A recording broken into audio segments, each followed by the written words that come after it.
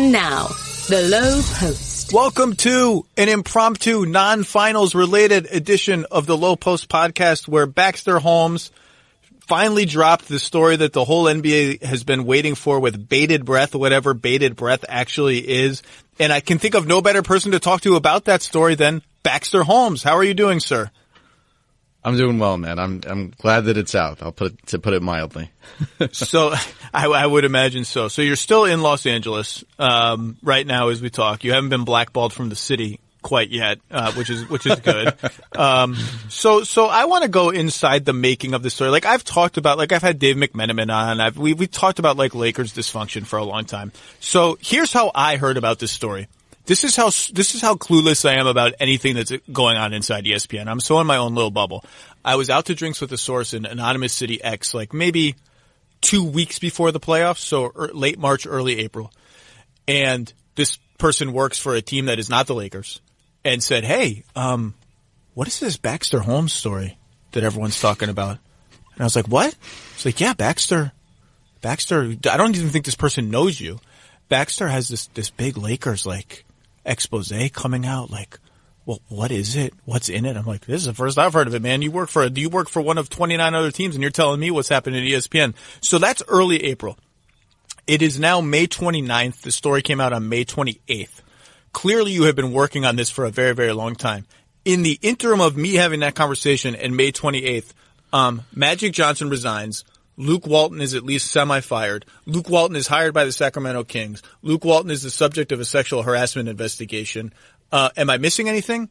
Or is that Frank Vogel is hired? Frank Vogel is hired after. Oh yeah, there's that, right? Yeah. So as all of this stuff, and particularly the Magic 4-hour impromptu press conference therapy session outside the locker room happens, are you sitting there thinking, the momentum has been taken out of my story, let's publish it now. Now my story has changed. Like, what is it like to live that when I assume a version of this is already kind of in the can and then all sorts of crazy stuff starts happening? It was stressful. There were a number of things that were happening and you're thinking, how does this change what I have? How does this change reporting? But at some point I was just thinking, my story is going to chronicle what life has been like over the past 2 years since Rob and Irvin ascended to their posts, and this just goes into it. In some ways, I felt that the absurdity of some of the things that were happening reinforced my stories. And then Irvin goes on our air and describes Rob as being, the backstabber and the whisperer that he spoke about on the night that he resigned. I'll say this too. So a little bit of backtracking. I started on this story about a year ago. After Sports Illustrated did a piece, an expose on the Dallas Mavericks and the inner workings of their culture, which were troubling, a source reached out to me, or I maybe heard from a couple sources, and they said, if you want to take a look like inside a culture that's troubling, take a look at the Lakers. And I started making some phone calls, and things progressed a lot from there. And it was but it was, I can't speak to how necessarily words started getting around the NBA. I mean, it's the Lakers. We're at ESPN. So those are two fairly high profile things. But it was interesting talking to various sources or connecting with news sources. And, in one case, even a player who said like, hey, when's your story coming out? When's that? I can't wait to read it, or things like that. So I've never worked on a story where there was probably, and the amount of texts I got from people over periods of months saying, in various NBA circles, asking me when it was coming out was that was something I've never dealt with before. So that was definitely interesting. I've never experienced anything like it in terms of people asking me, because I am somewhat adjacent to you as an ESPN colleague, when is this story coming out? What's in the story? Is it true that X, Y, and Z is the story? Like, look, I don't know. I'm not going to ask Baxter what's in the story. So here's an overarching question. How do you, one of the challenges of reporting a story like this is sussing out truth from sour grapes. And a lot of the sources that you quote anonymously and otherwise are now former X, Y, and Z from the Lakers. And so a lot of former X, Y, and Zs have access to grind. Now, when the axe to grind all sounds like the same thing over and over again, you start to think, okay, something interesting is happening here. But what is that process like to live through? Because as a reporter, and you're a diligent reporter, you've done a lot of investigative work, you know how to do this. You obviously know, like, the first thing you hear may not be the real thing, or the first three things you hear may not be the real thing. So how did you sort of go through that process of like, okay, I actually believe something is happening here? Yeah, it took a long time. I was certainly aware that at the beginning, this perception that people who leave a company, any company, can feel disgruntled about it and have, hard feelings about certain people there or certain experiences. So I was very cognizant of that. And then I just did what I try to do on any story I work on, where it's talking to as many people as I can. And just like you said, you articulated it well. Once you start hearing the same story independently from all kinds of people, regardless of whether they're still there, used to be there, regardless of how they left, I would hear it from people who said nothing but the greatest things about their time there. Like, I love the Lakers. I will always bleed purple and gold. But, one particular person was like, but the things that are going on, they were like, and I didn't experience them, but I saw them. I know of specific instances my colleagues went through. One person who was very measured was like, these things are shameful, disturbing. No company should ever be like that. It took a lot of time because, like you said, I wanted to be sure that these accounts were representative of a lot of people and across multiple departments. It wasn't like, that was something another former staffer said to me, and my reporting bared that out, was that it's company wide. It's not like, oh, this is happening in marketing and people feel this way, or this is basketball ops. Like, from the court extended through virtually every single element of that organization, this exists. But yeah, it took a lot of time. Listeners, I like anything that can save me time, and SeatGeek has emerged as the go-to time saver for buying tickets to anything, NBA playoffs, any other sporting event, concerts, comedy shows, Broadway shows, more. SeatGeek has all the tickets you're looking for. It searches the entire secondary market almost and puts it all in one place that's super easy to use. It rates every deal on a scale of 1 to 10. It has green dots for good deals, red dots for less good deals. It has an interactive seating map so you know exactly where your seat is, whether anything's in the way, all of that stuff. Every purchase is fully guaranteed, so you can shop for tickets on SeatGeek with confidence. It is by far the fastest and easiest way to find tickets. They helped me get tickets to Hamilton, which is a tough ticket to get. SeatGeek will, for now, even give you $10 off your first purchase. All you need to do is use the promo code I'm about to tell you about. You got to download the SeatGeek app, use promo code LOWE, L-O-W-E, my last name, the name of this podcast. Bam, $10 off your first purchase. That's promo code LOWE for $10 off your first purchase on SeatGeek. So Magic declined to comment for you, and then went on ESPN yesterday and commented a lot about the story. So before we get into the portrayal of Magic in the story, I am interested on a human level. I remember during the finals, 2 finals ago, must have been 2 finals ago, I was interviewing Draymond Green, and we were talking about what it was like to come back from a suspension that maybe cost his team a championship. And toward the very end of our interview, he just let it slip to me. In the parking lot of Game 7, I called Kevin Durant. The parking lot after Game 7, after we lost, I called Kevin Durant. And for some reason, I just didn't kind of understand the significance of that detail. I mean, I understood it was a thing, but I didn't think it was going to be a capital T thing. But he said that to me on the record, and then he later told Lee Jenkins not only did he call Kevin Durant, but he showed Lee Jenkins the text messages from the night after Game 7. You can go look at the Sports Illustrated article.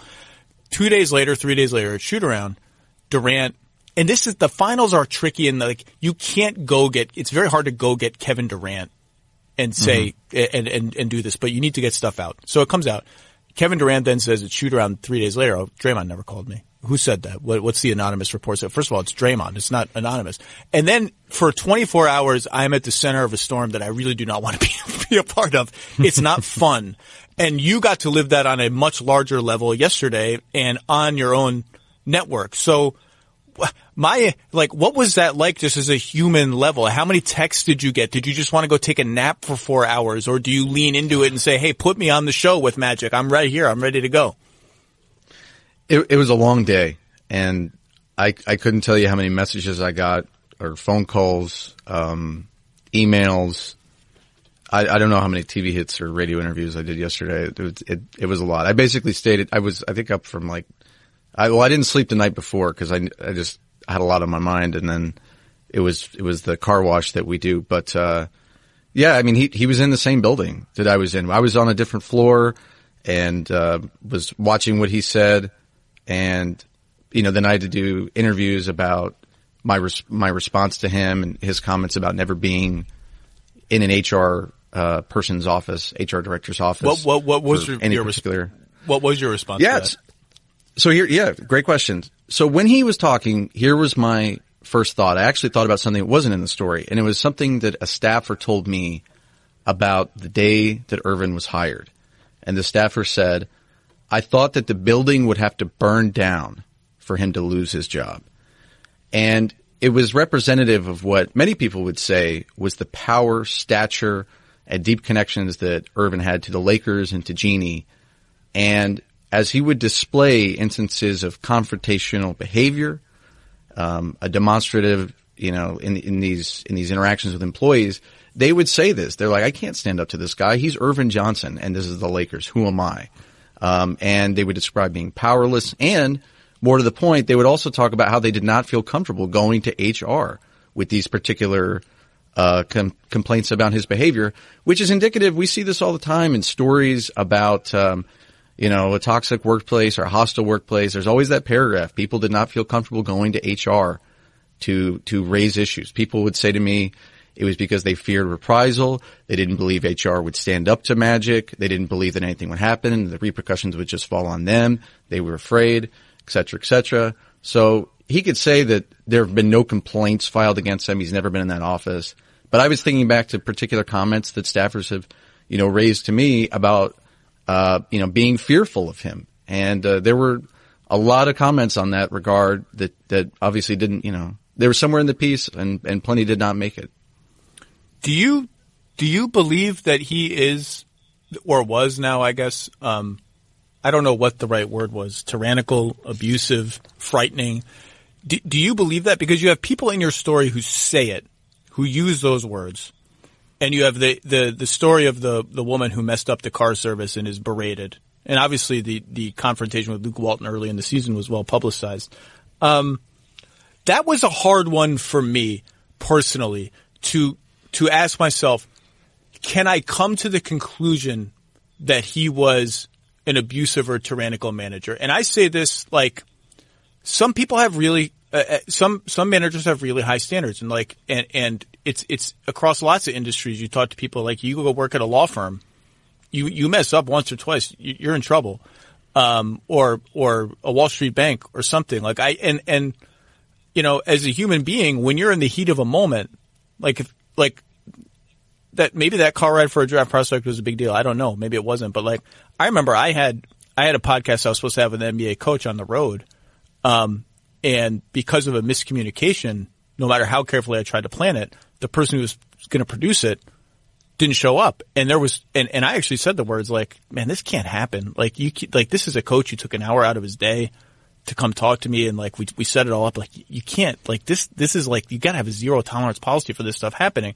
Now, I don't yell and I don't berate and I'm not Magic Johnson and I'm not powerful. I'm a little peon, but there was part of me that was man, it can't happen. So in the heat of the moment, I think as a human being, sometimes when the trains need to run on time and they don't, if you are as powerful as Magic Johnson, maybe you will react like that. Maybe it's not that unusual. So I just put it to you, do you think he was that unusual? Do you think that this was a problematic workplace?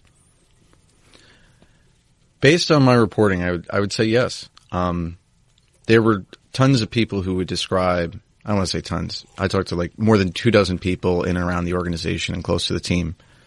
But they would describe this duality to him, this Irvin and this Magic. And people would talk about, everybody's on pins and needles around him. Everybody's on edge. And it just, I think somebody said to me at one point, you're never in a conversation with him where you don't feel like he's threatening you or your job and questioning you. And then on top of that, there was this overall arching, again, based on my reporting, this this division between, and it was the tone I'm told was set like very early on, but this division between Rob and Irvin and everybody else. And you're either with us or you're against us. And, the notion about, him saying we don't make mistakes, staffers found that particular comment funny given that, he would go on TV and make these remarks that would, trigger tampering investigations and cost the team significant amount of money. And by the way, despite, I think Ramona reported this at the time, despite the fact that at some point during his tenure,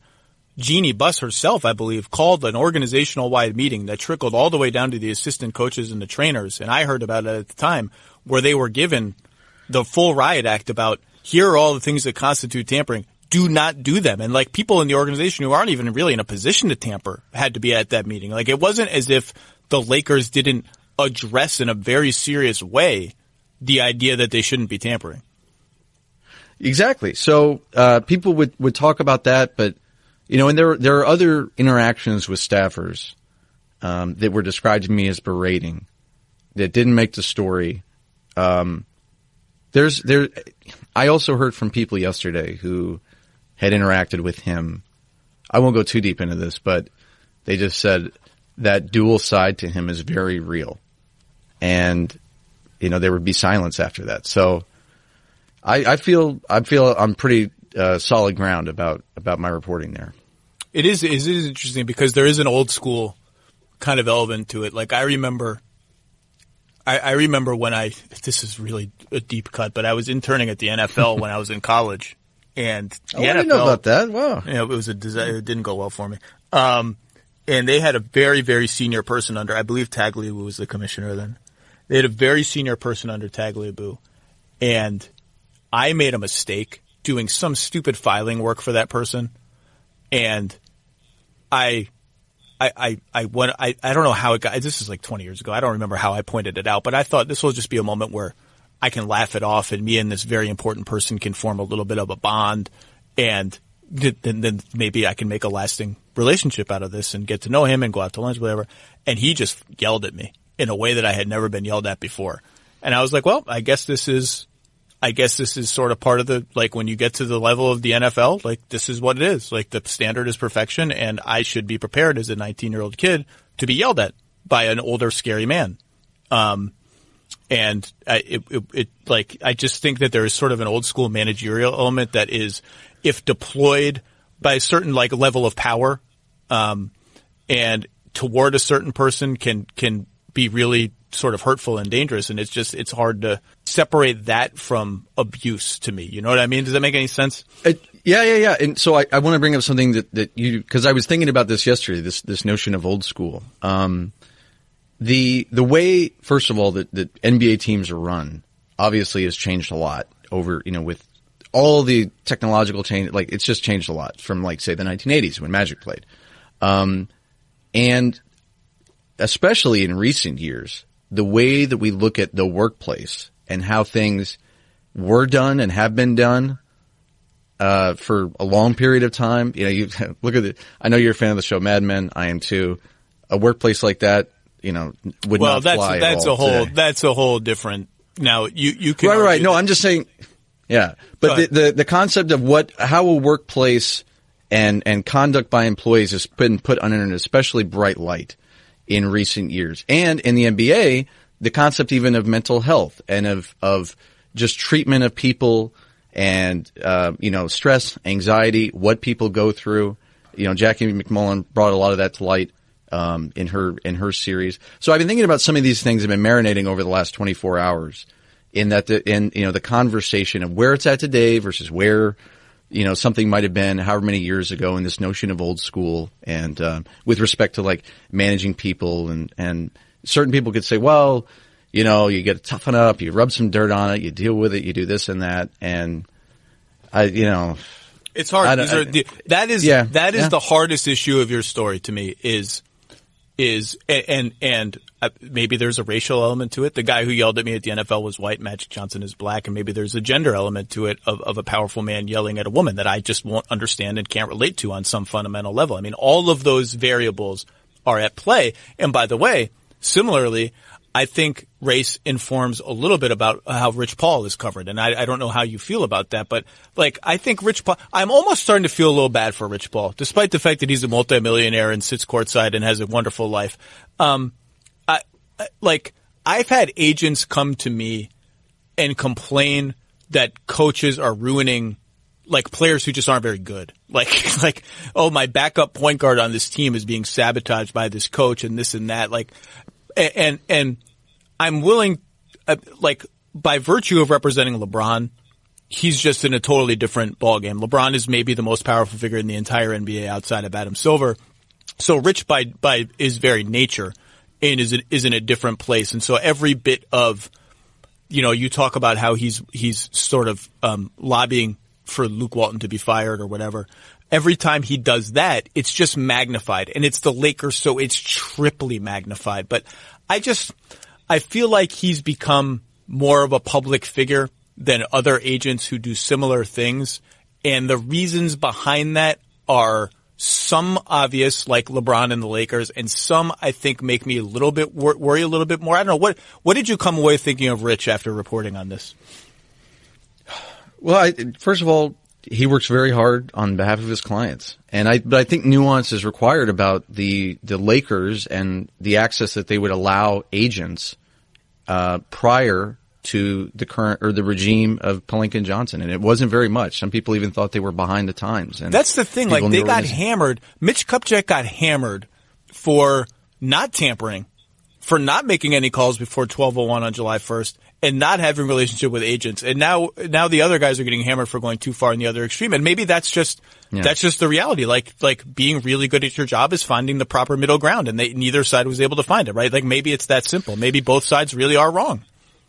That was something that I thought about a lot yesterday, because people say, well, where's the line, whatnot? And I'd say, well, if you think about the way that the past regime was, they were considered to be, maybe a little bit, too, we're going to do everything by the book, or not. I don't want to say that, not everything by the book, but like, we're going to follow the league operations manual like this. Like, no agents are going to have any access. People would say, like, we would not, open the doors in that kind of way. We thought it was a slippery slope, X, Y, and Z.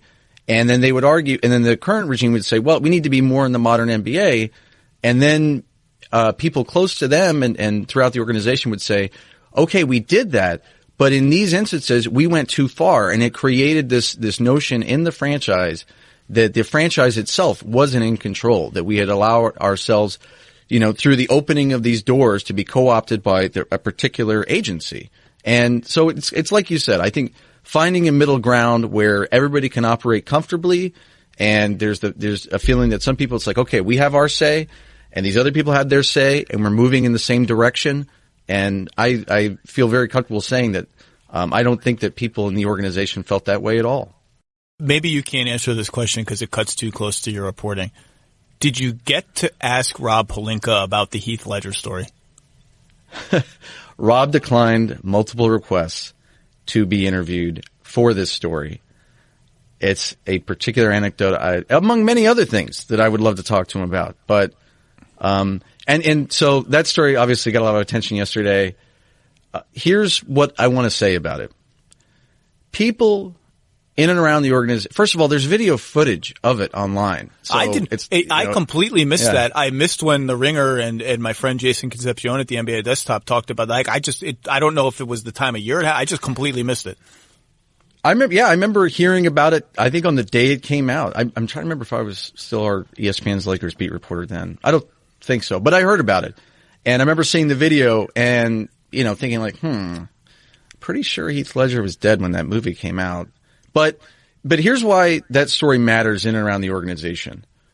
People feel, first of all, people considered it highly dubious at the time when he said it, but they'll say, I've heard comments such as this. If he is so brazen as to potentially tell a story as if it were true, that he would set up a dinner with his client, and I don't want to put too fine a point on it, but set up a dinner with his client and a dead man, what will he not be dishonest about? Like how can we trust that he, whatever kind of information, conversations you have with this person or that person, it became a way in some, and there's other instances too. So it's not like just one story is being used to kind of paint a broad or used in broad strokes. But that particular story was like, yeah, this is like, it's absurd how, it creates a credibility issue. So that's why I would say that story, for as ludicrous as it is, matters. It matters. In a There's way. no doubt. I'm not trying to demean it by saying it doesn't matter. It matters. I just am more curious about, like, did he know it was coming? Because I could see anyone in that position trying to then formulate an explanation for how this could possibly have happened. You know what I mean? Like find a wiggle room where what he said was actually true. I don't know. We did go to the team late in the process with a series of fact-checking questions. Mm-hmm. But I'll also say this. A lot of people we had requested initial interviews, I want to say back in December. Wow. This was long in the works. There was, efforts made. People don't understand the amount of I think a lot of people who aren't journalists won't understand the level of work that goes into the story. Like, for every source that's quoted in the story, there's X multiplier that are not in the story like the amount of, oh yeah, this is nothing but work. And this isn't, people think people just come to you. People don't just come to you. You earn people coming to you through just time and work. That's it. Yeah. And it's trying to, convince people that their voice matters, that the truth matters, that, there's a lot of that. But yeah, it's a lot of work, and there's a lot left on the cutting room floor for sure. There's so many leads that you go down because you hear some, story about Rob, or you hear some story about Irvin. You're like, I got to look into that. You make 15 phone calls and you think you have it to the 1 yard line, but you just can't get it quite there. I mean, even up until Sunday night, there were particular things that I was trying to get there, and we just couldn't. And I badly wanted them to. I thought it was some of the most maybe compelling information that I had, but you got to go with what's absolutely rock solid. And, but there's a lot there. I feel very comfortable saying that too. To your point, I saw that, Ramona on one of the LA shows yesterday, I think Mason in Ireland, which is a show I quite enjoy actually when I get to listen to it, talked about how she, even as someone so embedded in LA, hadn't heard some of the stories that you had, including the Omari Spellman story where they picked Moritz Wagner over Omari Spellman.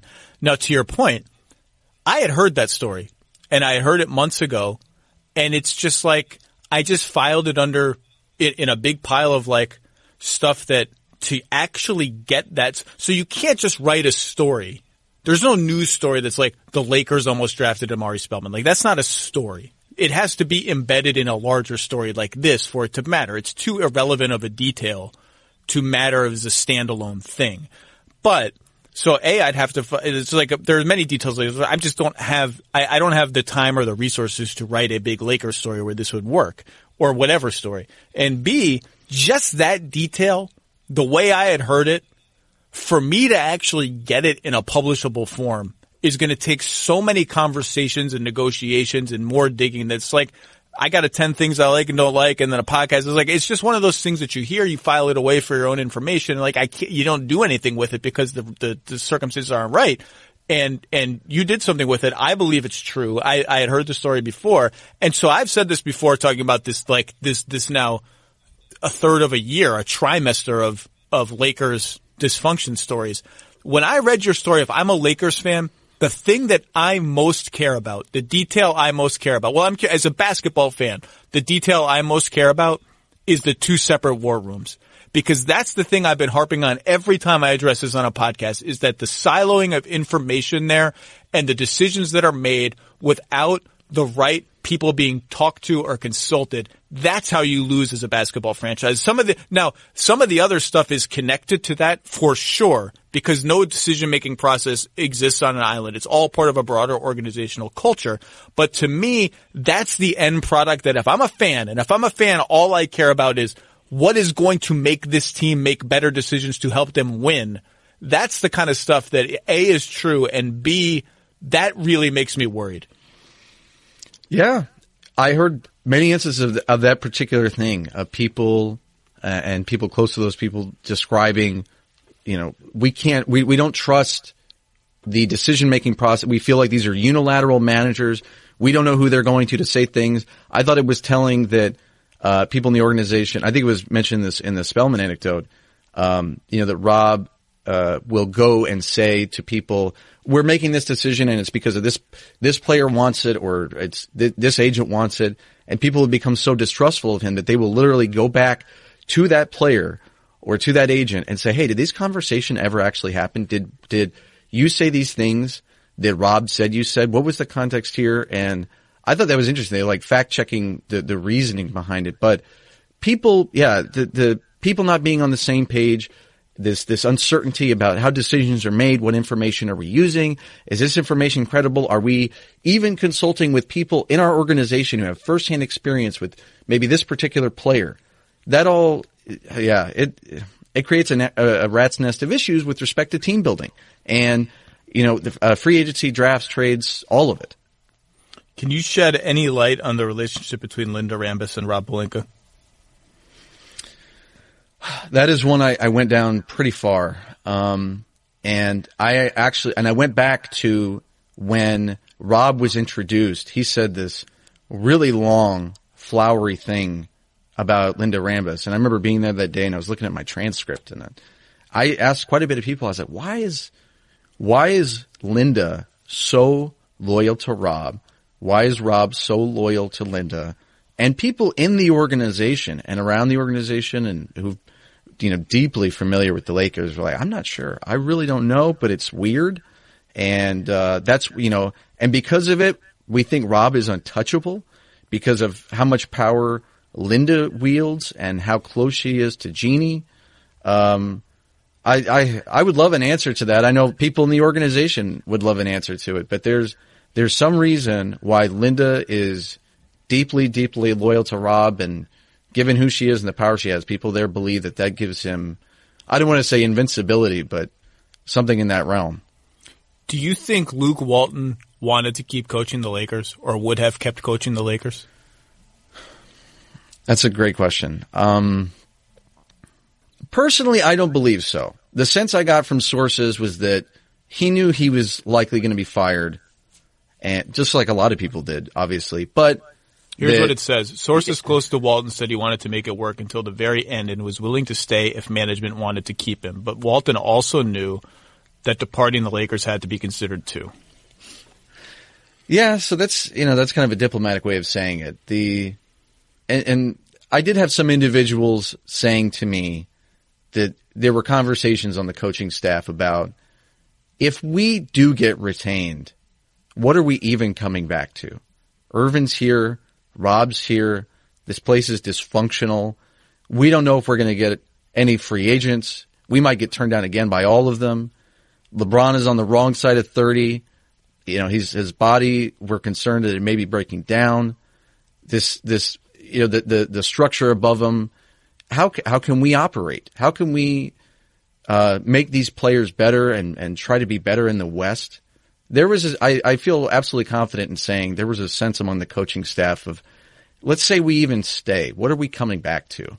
And that existed for months before the season even ended.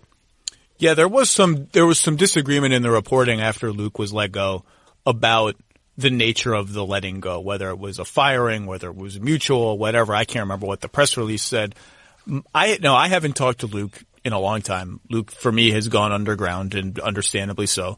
But I've talked to people around him, and my sense was he would have come back. He would have wanted to come back under circumstances that I don't think were ever going to happen. Like willing to come back if he had some assurances that and this part, to be clear, I'm just speculating on what I think those conditions would be. This is not sourced information. I'm just speculating what I think the conditions would be you hire somebody above Pelinka. You insulate me from Pelinka and Magic coming into my coaches' meetings and this, that, and the other thing. Some assurance that I'm going to have a little bit more unilateral say over my fiefdom within the organization, which is the roster and the team. And I don't think that was ever on the table for him. So you can argue whether that means he actually really didn't want to come back or not. But that was always my read on the situation. Yeah, I'd heard some similar things. And I think Luke looked at the Lakers as a team he cared a lot about, a team he played for, deep ties. And I think that some of the requests that, as you had described, they're just untenable given the current structure. And you might look at it and say, yeah. No, I was going to say, to be clear, I don't know that any requests were actually made. Like, that's what I'm saying. It was a sense I got that, like, maybe they were, I don't want to say a request because that makes Right. Yeah, likewise. I'm speculating as well. I'm saying that if he were to go to them at any point and have said, or this was in his thought process, I'm even just imagining, I have a hard time imagining such things even being possible just in the current structure. So, yeah, but I, like you, when that mutual splitting came about, I actually thought, like, this might actually be one of the rare instances where someone's not just getting fired. Like, there's both sides are agreeing that this can't move forward as is. This is the last thing I'll say, and I'll give you a chance to sort of respond to what you think of it. For all of this rigmarole about the Lakers, and boy, is there a lot, and it's all deserved. I think it's easy to now say, well, they're just a complete circus and what a hopeless organization. And I would actually just sort of say a couple of things. Number one, they have LeBron. They are in Los Angeles. They have some interesting young players and they have cap space. The path to them being a very, very good team next year is not all that complex. Number two, I am 100% confident that the Lakers are on the extreme end of NBA dysfunction, of sport dysfunction. 100%. Like, they're peak Knicks Kings level dysfunction right now. But if you did a deep dive into every organization like this in the NBA, you would find a lot of, not necessarily the allegations you make about Magic's managerial style. There are certainly, like, the Heath Ledger stuff, the double talk, all that is fairly extreme.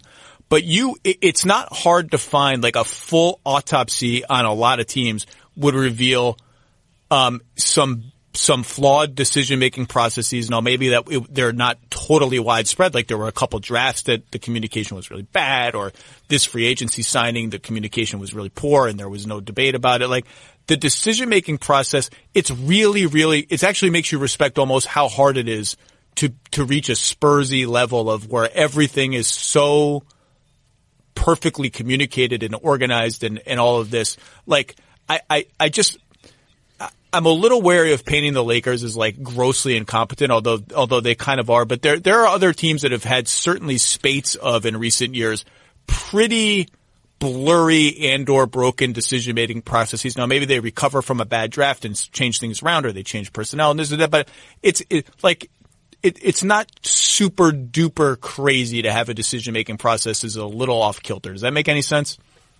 Yeah, absolutely. And you're right that, first of all, that the Lakers' path to being great again doesn't seem all that difficult. If they get a top flight superstar this summer, LeBron's healthy, the young players progress, all of that, life could change dramatically. And they have good people on the basketball side of that organization too. Like, there's smart people there.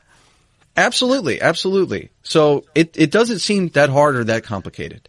And as to, like, if we shine an intense light on a number of teams who have made what is easy to say on the outside questionable decisions, I'm sure we would find plenty of things, that speak to, people not being on the same page and the processes kind of being broken down and, maybe unilateral managers, X, Y, and Z. I'm sure that those things would exist. And yeah, the Lakers are magnified because they're the Lakers and everything they seem to do is dramatic. Also, everything that they seem to do plays out in the headlines. If it's even on the night of Magic's resignation, how that all played out. Him, it's impromptu. He's not telling Jeannie. A lot of that, it does wear on people in the building who I know want to do their job and want to make the team competitive again. And they just, in some ways, they want the nonsense to stop. And you mentioned the Spurs, something that was this is kind of a deep cut.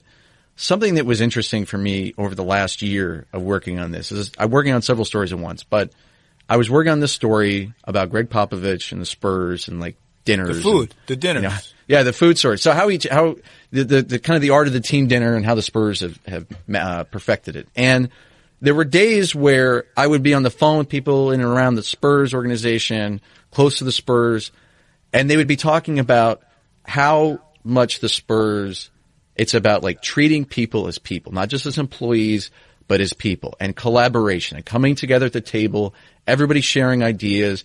You know, the coaches meetings where, you know, they go out late and have, you know, wine and they talk hoops and everybody would communicate and share.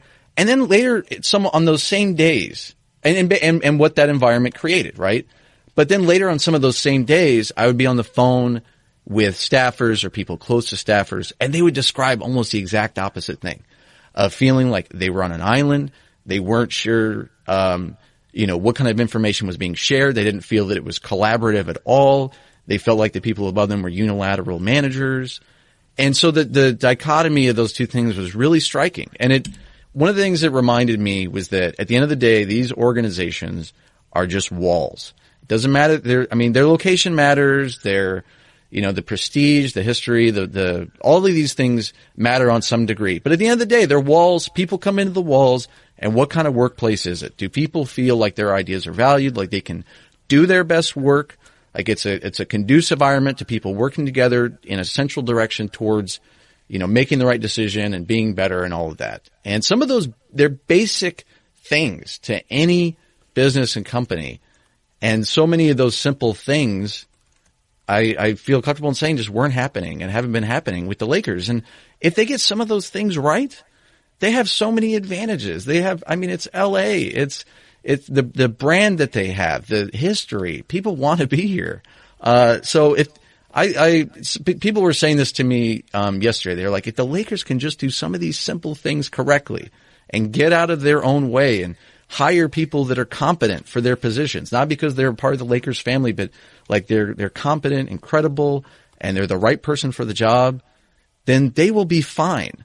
That's literally all it will take. But anyways, I know I'm on a rant there, but I had to mention the Spurs, you know, Lakers thing as you brought that up, because working on some of those days where I get off those phone calls, I was like, man, these things are on opposite ends of the spectrum.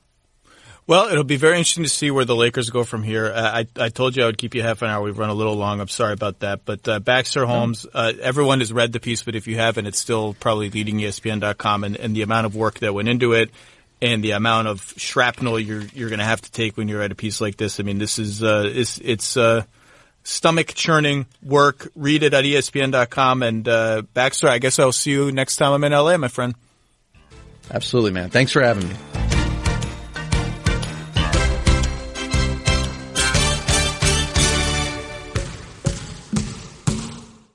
The Lowe Post is presented by Goodyear. Drive always discovers possibilities. Goodyear, more driven.